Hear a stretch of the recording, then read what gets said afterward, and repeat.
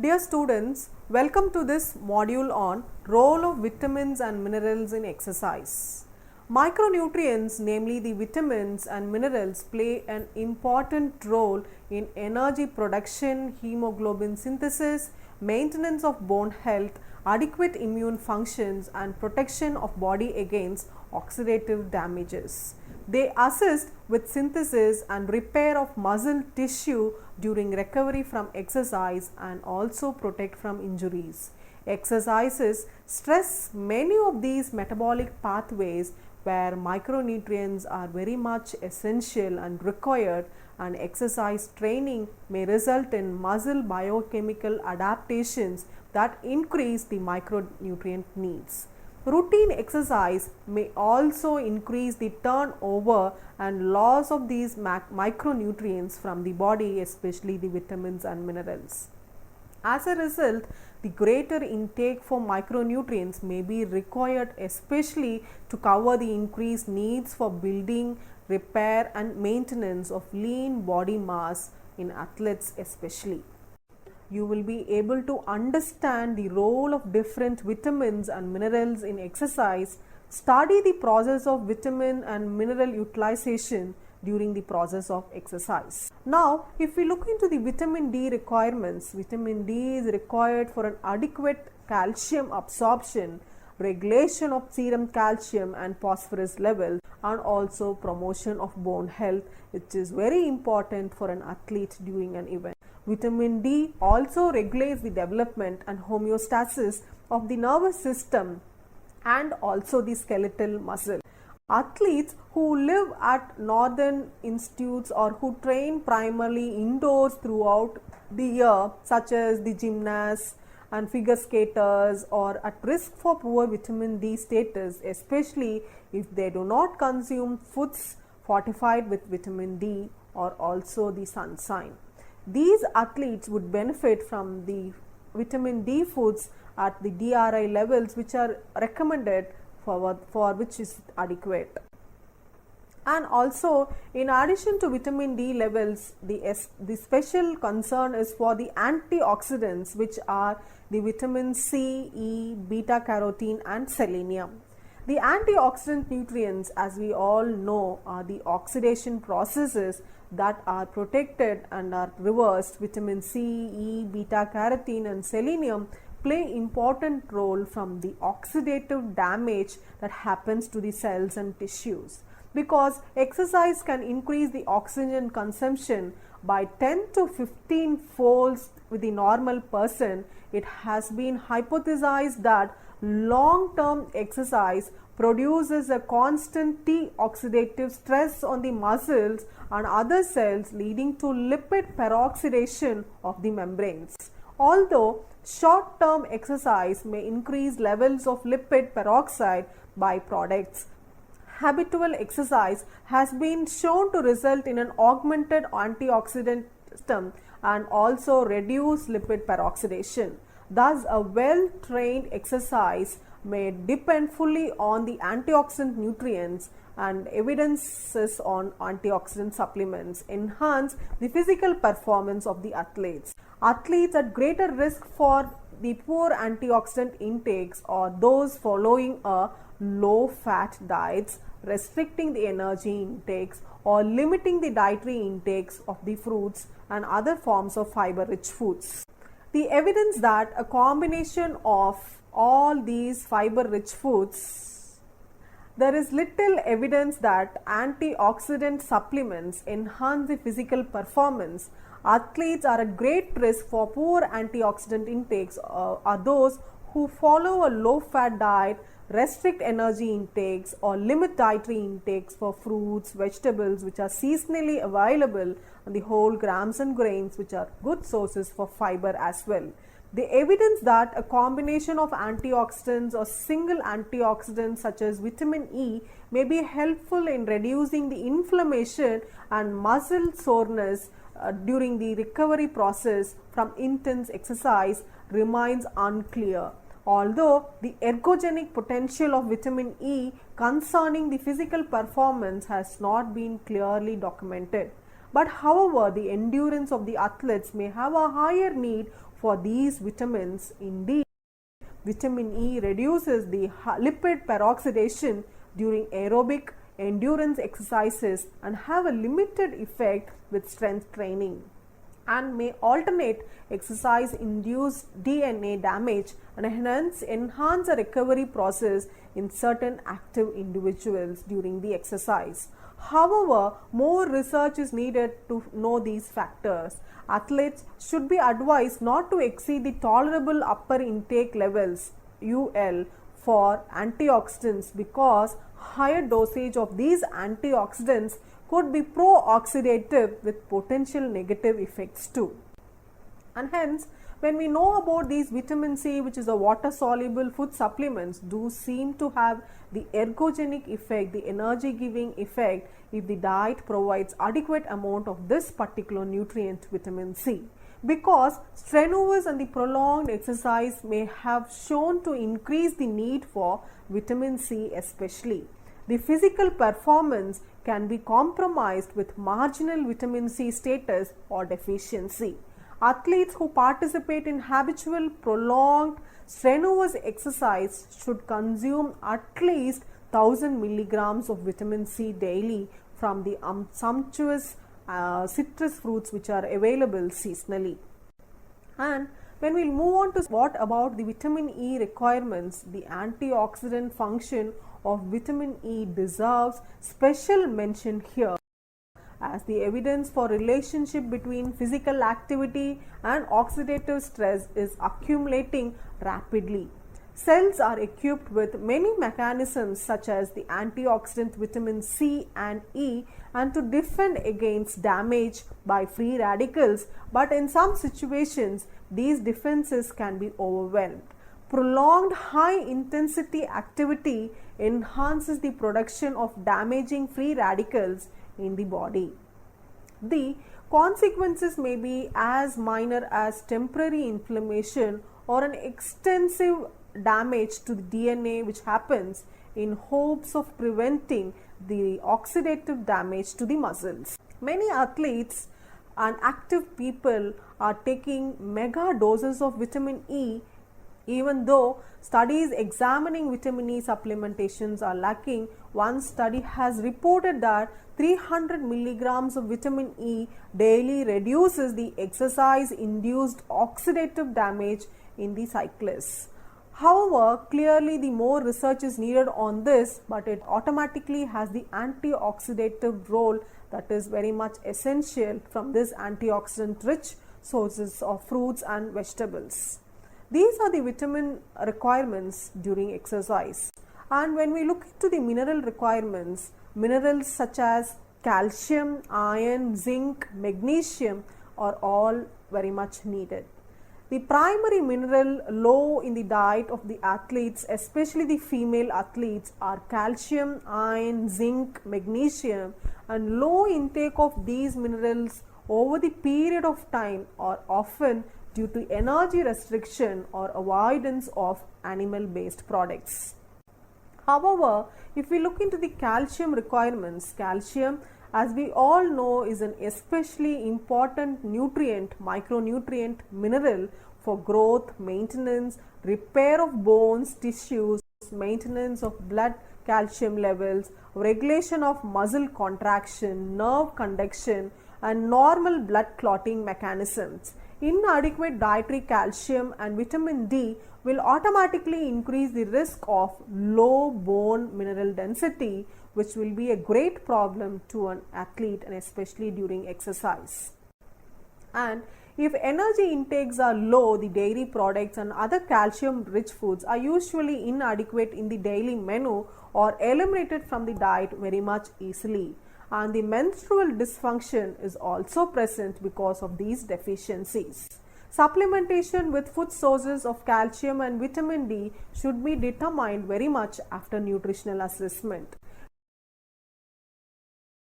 Current recommendations for athletes or persons during exercise is with disordered eating and amenorrhea and risk for early osteoporosis are 1500 milligram of elemental calcium and 400 to 800 international units of vitamin D per day is very much recommended during all these conditions. And now when we talk about another vital nutrient micro mineral, which is iron, iron is required for the formation of oxygen carrying proteins, hemoglobin and myoglobin, and for enzymes involved in the energy production.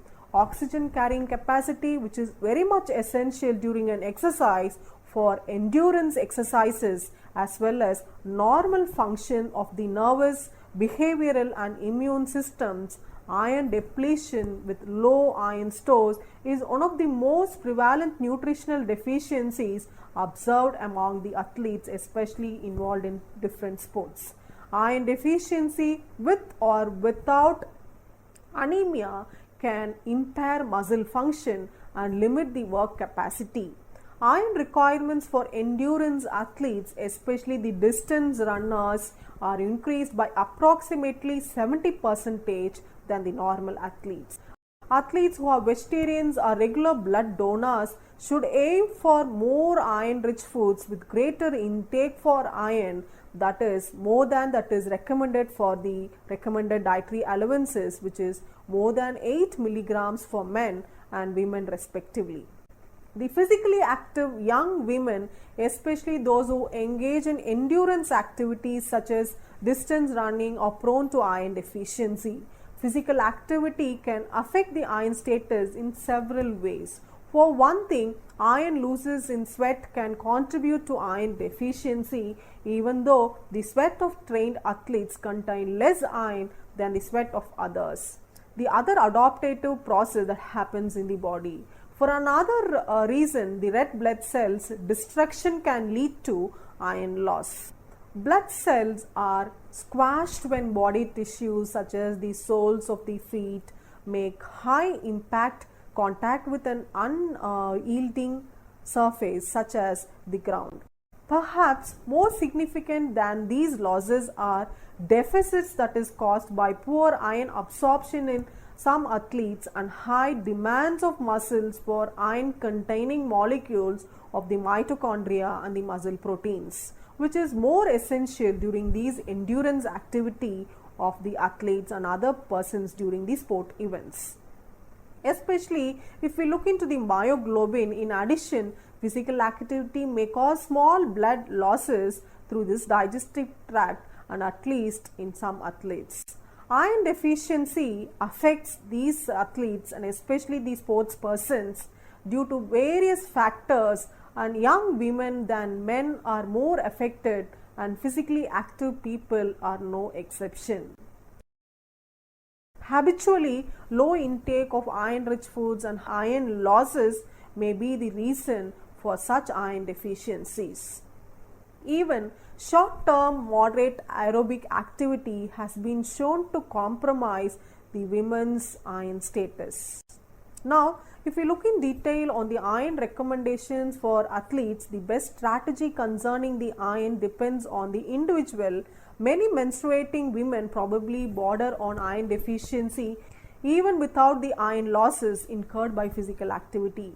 Active teens of both sexes, the male and the female gender, also have high iron needs because they are growing and they have to meet the needs. Especially for women and teens, than the prescribed supplements, more is needed. To correct deficiencies is the first need, but medical testing should guide the decisions on supplementation, but especially through the food sources.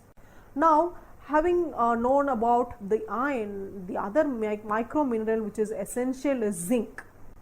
Zinc plays a role in the growth, building and repair of muscle tissues, energy production, and also seeks to maintain the immune status.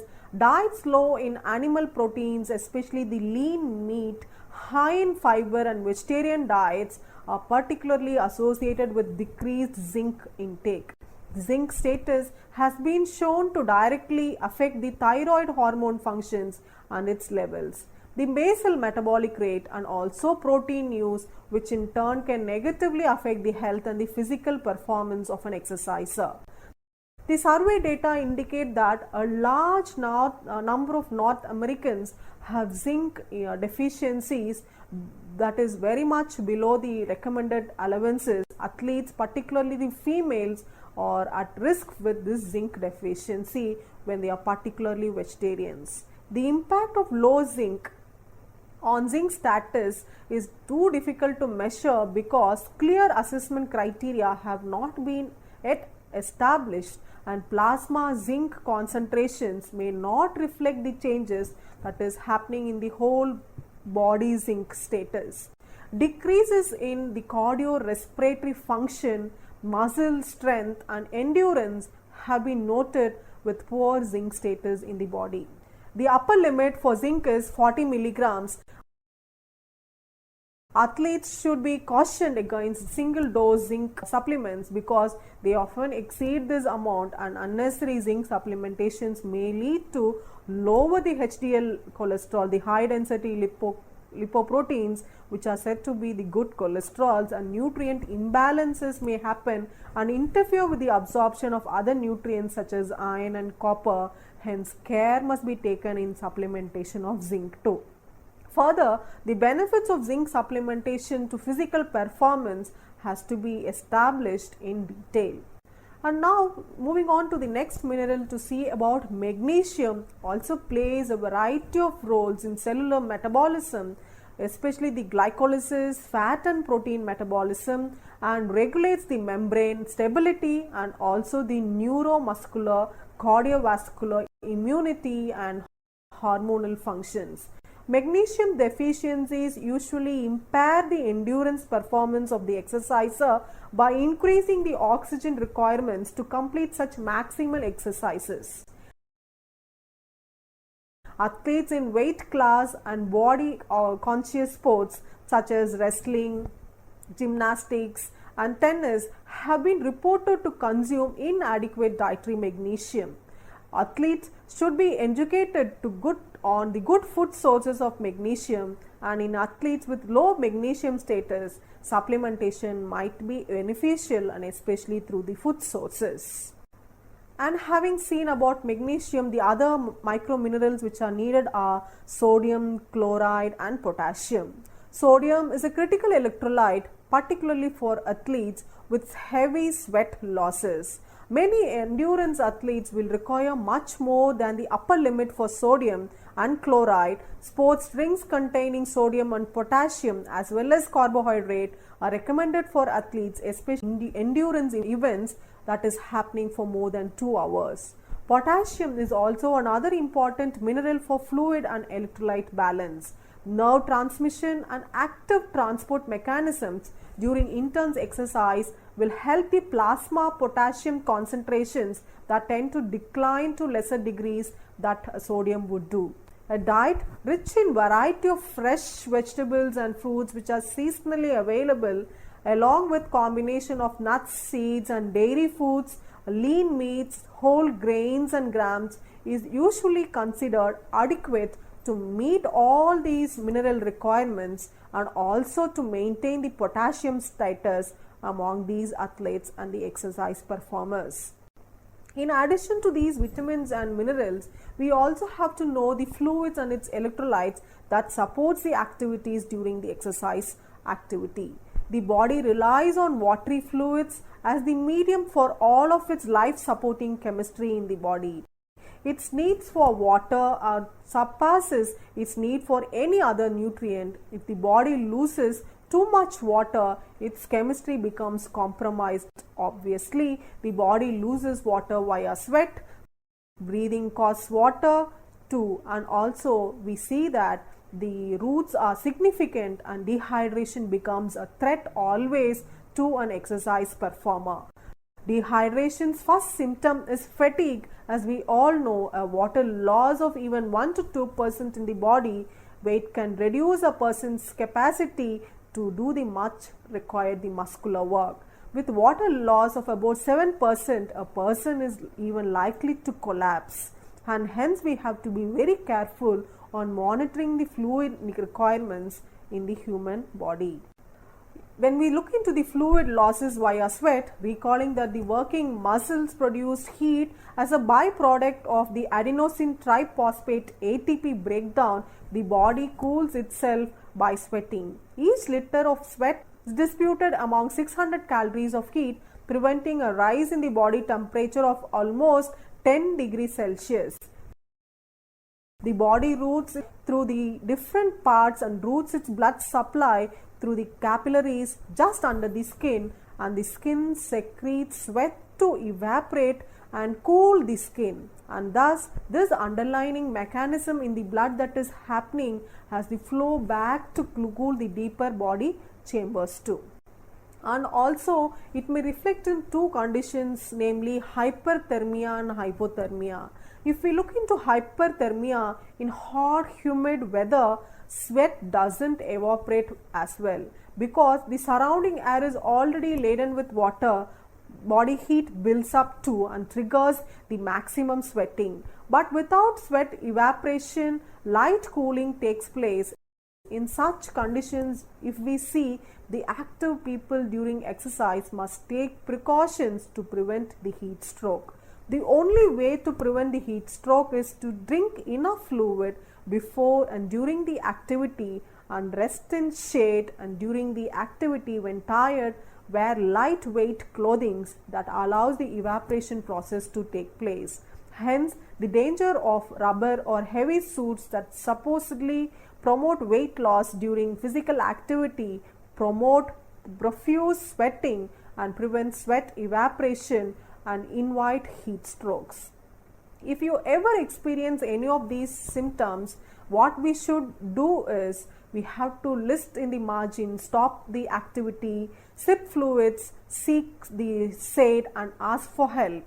Heat stroke can be fatal too, especially the young people often die of heat strokes, and these symptoms need attention. Also, in the other condition which we term as hypothermia, in cold weather, if we see, hypothermia or low body temperature can pose as serious threat as heat stroke in conditions of hyperthermia. Inexperienced slow runners participating in long races on cold or wet chilly days are especially vulnerable to this condition called as hypothermia. Slow runners who produce little heat can become too cooled if clothing is inadequate. Early symptoms of hypothermia includes shivering and euphoria, and as body temperature continues to fall down, shivering may stop and weakness, disorientation may happen, and apathy may occur to the person.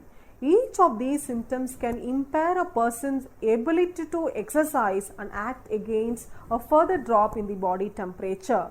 Even in cold weather, however, the activity is body should still sweat and still needs fluids. The fluids should be warm or at least at room temperature to help protect from this condition of hypothermia to the body.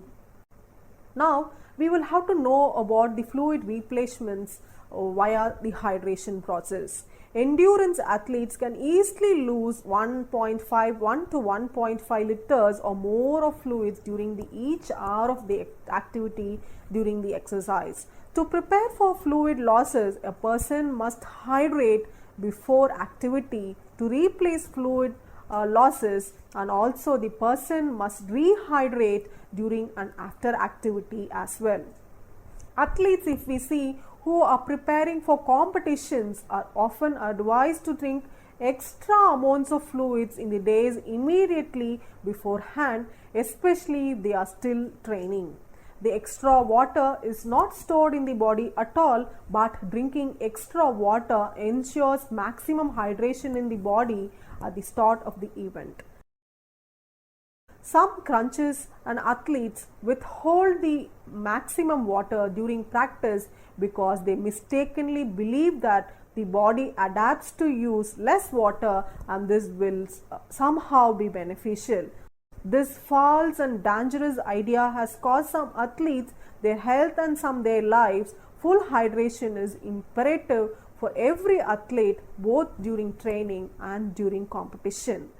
The athlete who is well trained and who arrives at an event slightly dehydrated arrives with a disadvantage. Drinking even water does not harm, may have, but proves to be protective. And now we will look into see what are the electrolyte losses and how these can be replaced. When a person sweats, small amounts of electrolytes, the electrically discharged minerals such as sodium, potassium, chloride, magnesium are lost from the body gradually along with the water. Losses are greatest in beginners. Training improves the electrolyte retention too. To replenish the lost electrolytes, a person ordinarily needs to eat a regular diet that meets energy and nutrient needs. In extremely demanding endurance events lasting for more than 3 hours, electrolyte replacements may be needed too.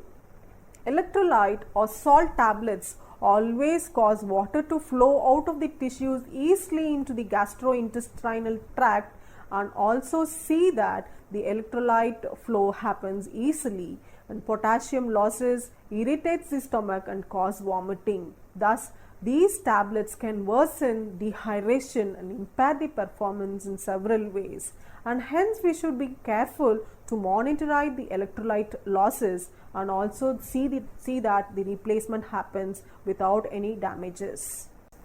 As a conclusion to this module on the role of vitamins and minerals, we see that ample and balanced fluid, nutrient dense foods with abundant vitamins and minerals in a normal way is required to support the physical activity during an exercise.